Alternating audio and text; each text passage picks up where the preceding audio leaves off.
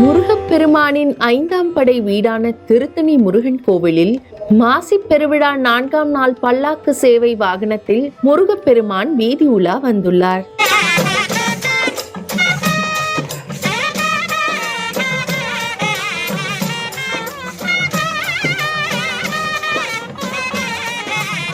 அறுபடை வீடுகளில் ஒன்றான 5ஆம் படை வீடான திருவள்ளூர் மாவட்டம் திருத்தணி அருள்மிகு சுப்பிரமணிய சுவாமி திருக்கோவிலில் மாசி பெருவிழா கடந்த 3ஆம் தேதி கொடியேற்றத்துடன் தொடங்கி வெகு விமர்சையாக நடைபெற்று வருகிறது. விழாவில் 4ஆம் நாளான இன்று அதிகாலை மூலவருக்கு சிறப்பு நன்னீராட்டல் பூஜைகள் செய்யப்பட்டு தங்க வைர ஆபரணங்கள் அணிவிக்கப்பட்டு மகா தீபாராதனை நடைபெற்றது.